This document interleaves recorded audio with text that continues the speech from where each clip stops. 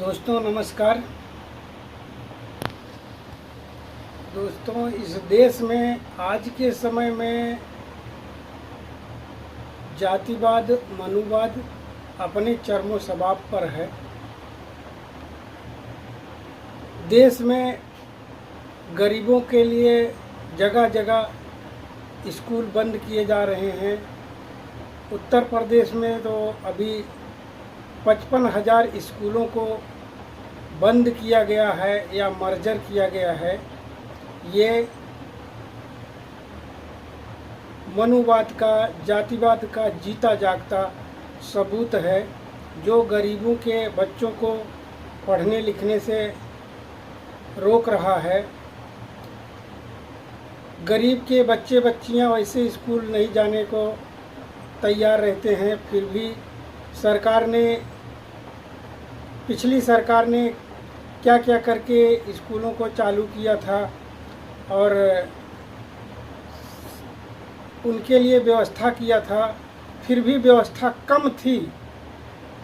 उसमें भी आज की जो सरकार है वो देश को बर्बाद करने के लिए, गरीबों को बर्बाद करने के लिए, खासकर SC ST OBC को अशिक्षित करने के लिए स्कूलों को बंद कर रहा है, स्कूलों में ताला लगा रहा है और उन शिक्षकों पर भी तलवार लटक रही है जो अपनी रोजी रोटी वहाँ से चलाते थे। आज ये कह के स्कूल बंद किया जा रहा है कि स्कूल में बच्चे ही नहीं हैं। गवर्नमेंट स्कूल में बच्चे ना हों, इसका कारण क्या है? गवर्नमेंट स्कूल के टीचर को शैक्षणिक योग्यता पर रखा जाता है और उनके शैक्षणिक योग्यता पर कोई उंगली नहीं उठा सकता है, जबकि प्राइवेट स्कूलों में जो टीचर रहते हैं उनके पास कोई खास शैक्षणिक योग्यता नहीं रहती है। इसके बाद भी प्राइवेट स्कूलों को इतना वैलिड किया जा रहा है और इसलिए वैलिड किया जा रहा है कि वहाँ पर गरीब के बच्चे नहीं पढ़ सकते हैं, क्योंकि वो प्राइवेट है। प्राइवेट स्कूल धन्ना सेठों का स्कूल है। धन्ना सेठ लोग अपने मन मर्जी का स्कूल चलाते हैं, मन मर्जी का बच्चों से फीस लेते हैं, मन मर्जी का अध्यापकों को पेमेंट देते हैं और जो उनकी जीविका के लिए भी पर्याप्त नहीं होता है। और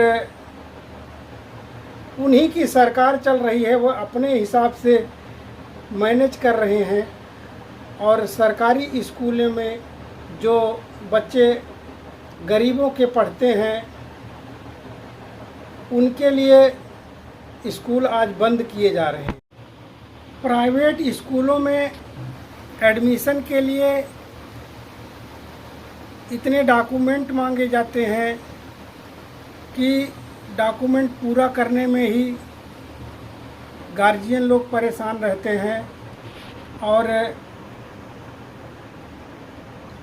उनके अभाव में उनका एडमिशन नहीं हो सकता है। और दूसरा, स्कूल का डोनेशन और स्कूल में जो फीस लगता है प्राइवेट स्कूलों में, वो गार्जियन लोग भरने में असमर्थ रहते हैं। उनको अपने रोजी रोटी मजदूरी से ही छुट्टी नहीं मिलता है, तो बच्चे का भविष्य शिक्षा कैसे देख पाएंगे? इसकी जिम्मेदारी खासकर सरकार की बनती है। और सरकार ने जो भी नियम कानून लागू किया था, स्कूल खोले थे, उसमें भी दखल कर रही है। आज स्कूल में बोल रही है 50 बच्चों से कम जहां होंगे वो स्कूल बंद हो जाएगा। खासता होना चाहिए कि जिस स्कूल में एक भी बच्चा पढ़ रहा हो तो भी उस स्कूल को बंद नहीं करना चाहिए, क्योंकि एक एक बच्चे देश के भविष्य होते हैं और उसी प्राइमरी स्कूल से निकले हुए कितने आज के अधिकारी, कर्मचारी, नेतागण हैं जो आज उसी स्कूल को अनवैलिड घोषित कर रहे हैं। इसके पीछे का राज खाली यही है कि जो धन्ना सेठों का प्राइवेट स्कूल है वो अपने सबाब पे है, वो अपने हिसाब से अपना मनमर्जी कर रहे हैं। देश को आज फिर से पटेल की ज़रूरत है, जिन्होंने राजशाही तंत्र को तोड़कर केंद्रीय सरकार की स्थापना की और राजतंत्र का खात्मा किया। देश को आज इंदिरा गांधी जैसे नेता की ज़रूरत है, जिन्होंने प्राइवेट बैंकों को सरकार में शामिल करके सभी को समान अधिकार दिया, आर्थिक अधिकार देने का कार्य किया। देश को आज नेहरू जैसे नेता की ज़रूरत है। देश को आज फिर अंबेडकर की ज़रूरत है, जो ऐसा कानून बना सके जो SC, ST, OBC के अलावा सामान्य को भी समान दर्जा, सबको समान दर्जा देने का काम करे।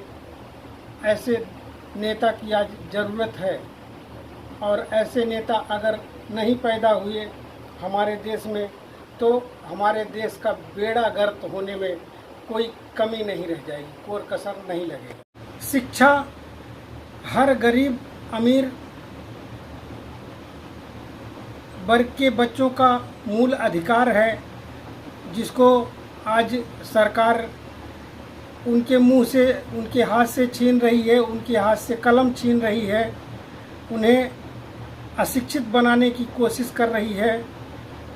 और मतदान का अधिकार हर भारतीय नागरिक का अधिकार है, जिसे वो कागजी कार्यवाही लाकर उनके हाथ से मतदान का अधिकार छीन रही है। जबकि ये दोनों अधिकार ऐसे अधिकार होने चाहिए कि भारत में जो भारतीय नागरिक है उसको बच्चों को एडमिशन के लिए एक भी कागज़ की ज़रूरत नहीं होनी चाहिए, क्योंकि बच्चे तो हर बच्चे होते हैं। हर बच्चों को शिक्षा का अधिकार है। शिक्षा के बगैर चाहे वो विदेशी ही क्यों ना हो, शिक्षा का अधिकार हर बच्चों को है और उसको पाना चाहिए, देना चाहिए। उसके बगैर बच्चों का जन्म ही अधूरा रह जाता है। और मतदान का अधिकार हर भारतीय का अधिकार है, जिसे सरकार आज कागजी कार्यवाही को लेकर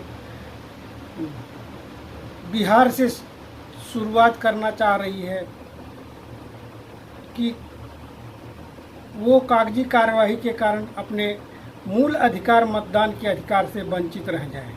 इस सब के लिए देश के हर SC, ST नेता को, चाहे जिस पार्टी में हो, इसके लिए पूरी तरह से लड़ाई लड़ना चाहिए और हमारे भारतीय नागरिकों को इसके लिए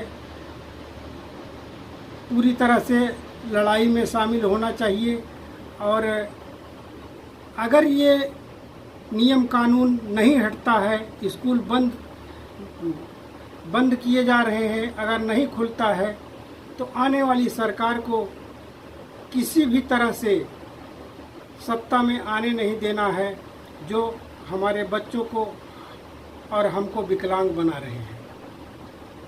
इसी के साथ मैं विदा लूँगा और आपसे निवेदन करूँगा कि मेरे चैनल को लाइक, सब्सक्राइब और शेयर करें, जिससे मेरी आवाज़ आप तक पहुँच सके और मैं आपके लड़ाई में शामिल हो सकूं।